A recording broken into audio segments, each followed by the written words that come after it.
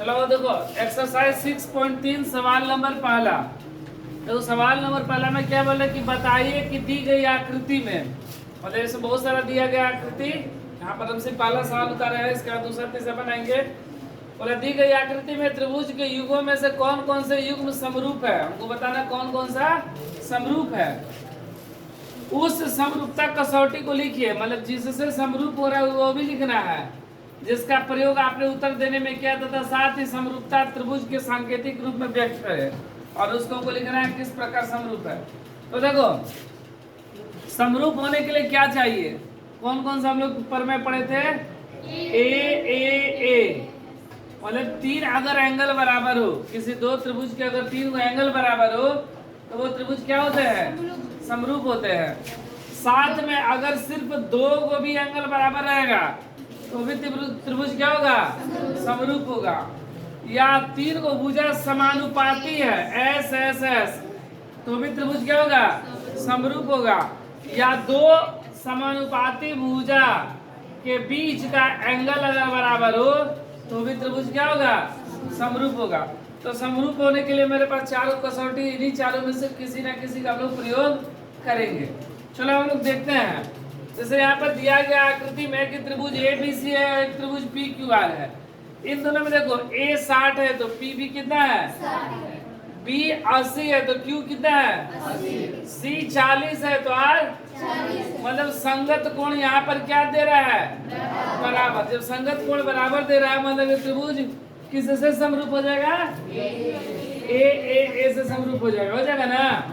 तो देखो यहाँ पर लिखेंगे त्रिभुज ए बी सी तथा त्रिभुज पी क्यू आर में, ठीक है, क्या है, कोण ए बराबर है किसके, बराबर कितना 60 डिग्री। कोण बी बराबर और कोण सी बराबर कोण बराबर 40 डिग्री है ना। तो कौन कौन सा है संगत कोण, ये सब क्या है, संगत कोण है। क्या है, संगत कोण है। ये भी क्या है, संगत कोण है। और ये भी क्या है, संगत कोण है। संगत कोण मतलब जो आमने सामने एक साथ कोण रहे। तो क्या हो गया, ए समरूपता से, समरूपता से त्रिभुज ए बी सी समरूप त्रिभुज पी क्यू आर। तो यहाँ पर हो गया मेरा समरूप, समरूप है ना।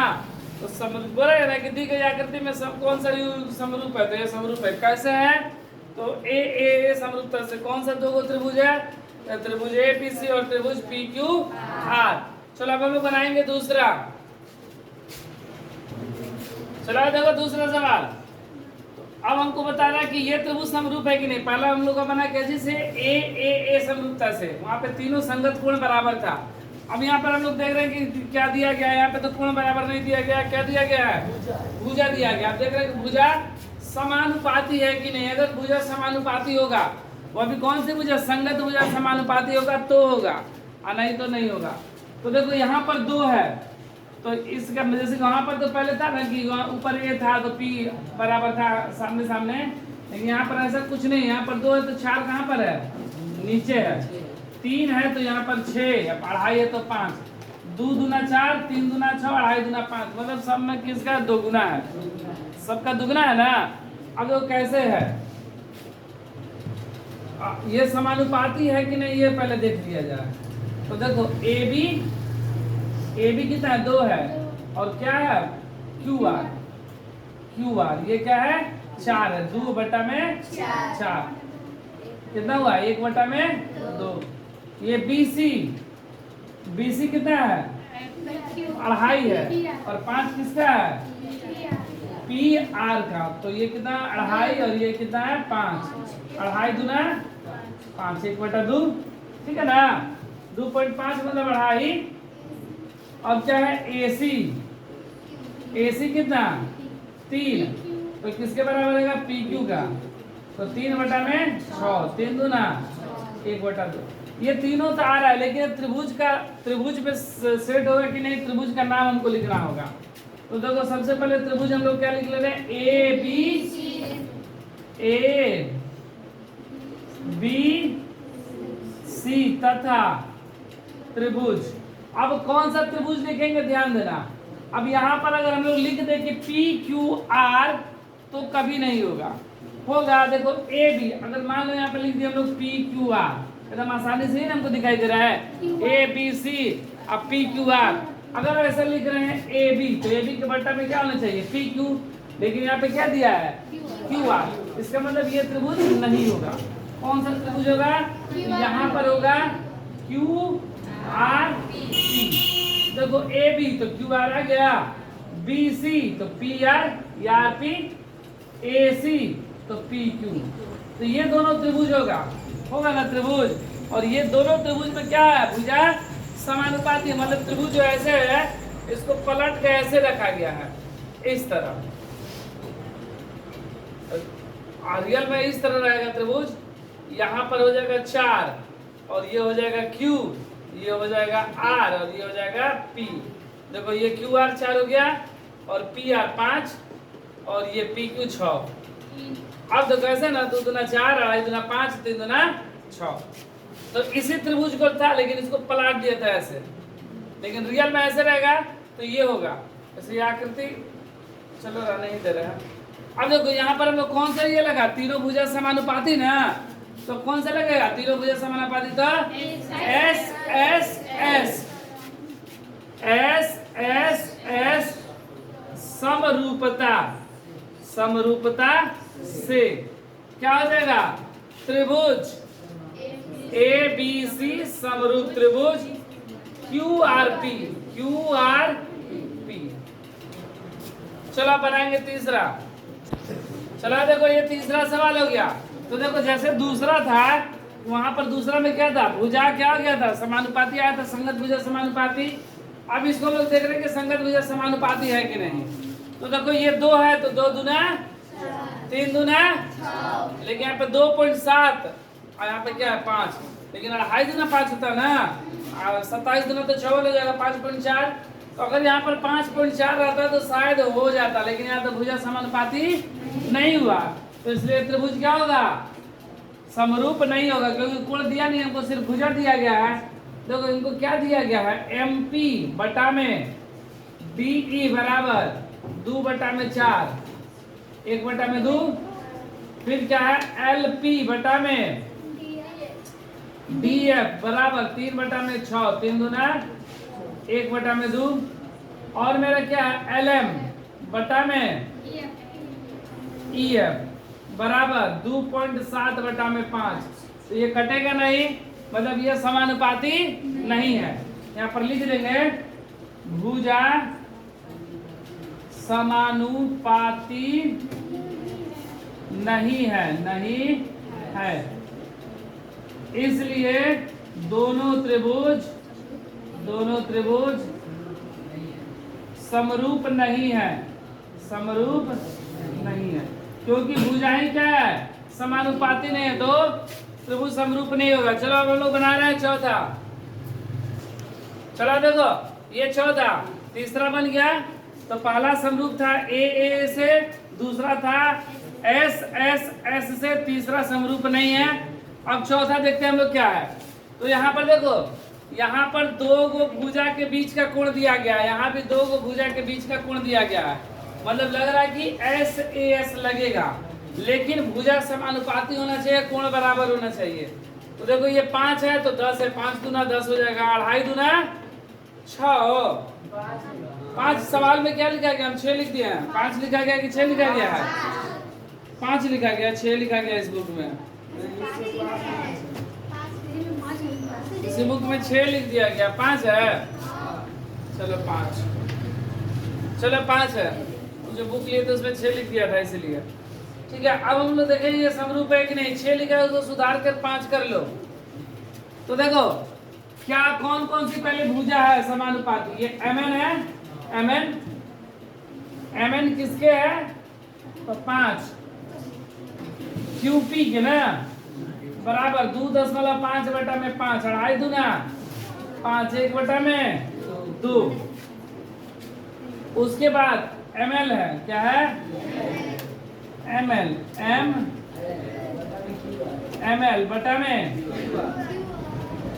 QR, QR बराबर कितना 5/10। तो भुजा तो समानुपाती आ गया और दोनों के बीच का कोण क्या हो गया, ये भी बराबर है। तो हम यहाँ पर लिखेंगे त्रिभुज कौन सा MNL, MNL तथा त्रिभुज देखो MN है, तो ऐसा नहीं कि MNL है तो हम लोग लिख देंगे PQR, तब तो नहीं हो पाएगा। तो MN के नीचे क्या था QP ना, तो QP R देख लो आ रहा है कि नहीं, MN तो QP, ML तो QR आ रहा है ना, लेकिन N है वहां पे क्या है M 70 तो Q 70, ठीक है। देखो MN बटा में QP बराबर, MN बटा में QP बराबर ML बटा में QR बराबर 1/2। यहाँ पर लिख देंगे संगत भुजा समानुपाती, संगत भुजा समानुपाती, समानुपाती, यही ना संगत भुजा समानुपाती है। और जो M है वह Q के बराबर है, कोण M बराबर कोण Q बराबर 70 डिग्री। ये क्या है संगत कोण है, क्या है संगत कोण। तो मेरा क्या चीज आ गया SAS समरूपता से, समरूपता से त्रिभुज MNL, MNL समरूप त्रिभुज QPR, QPR ये समरूप हो गया। चलो हम लोग बना रहे हैं पांचवा। चलो देखो पांचवा नंबर, देखो इसमें क्या है कि इसमें देखो ये 2.5 दूना 5 है ना भुजा समानुपाती, और 3 दूना 6। लेकिन देखो ये क्या समरूप है, देखो समरूप होने के लिए क्या बोले थे कि दो को भुजा के बीच का कोण बराबर होना चाहिए। देखो यहाँ पर दो को भुजा है, इसका बीच का कोण कितना है 80, दो को भुजा के बीच का कोण, लेकिन यहाँ पर दो को भुजा के बीच का कोण 80 है, बीच वाला कोण कौन होना चाहिए था B ना, B रहता तब ना दो को भुजा के बीच का कोण 80 होता, लेकिन यहाँ पर दो को भुजा के बीच का नहीं है, दो को भुजा के बाहर का है, यहाँ पर दो को भुजा के बीच का है, इसलिए त्रिभुज समरूप नहीं होगा। देखो कैसे AB अब बट्टा में 2.5 दूना 5 ना DF बराबर 2.5 बटा में DF का मान 5, 2.5 दूना 5, 1 बटा में 2। उसके बाद BC बटा में EF बराबर 3 बटा में 6, 3 दूना 6, 1 बटा में 2, ठीक है। अब देखो अगर इसके हिसाब से लिखा जाए तो क्या होगा, त्रिभुज ABC तथा त्रिभुज AB है तो DE होना चाहिए, DF होना चाहिए ना, तो DFE, देखो BC तो EF, ठीक है, ये दोनों त्रिभुज आ गया। अब देखो क्या चीज BC FE, चलो FE है। अब देखो यहाँ पर कोण A कितना है 80 है, कोण A कितना है, तो उस हिसाब से कोण D 80 होना चाहिए, D 80 है नहीं ना है, मतलब यहाँ पर लिखेंगे दो समानुपाती भुजा के बीच का कोण बराबर नहीं है, बराबर नहीं है। अगर यही रहता कि यहाँ पर ये 80 हो जाता, ठीक है, या और यहाँ पर 80 हो जाता तो हो जाता, लेकिन नहीं है, इसलिए ये के बीच का कोण बराबर नहीं है, इसलिए दोनों त्रिभुज समरूप नहीं है, इसलिए दोनों त्रिभुज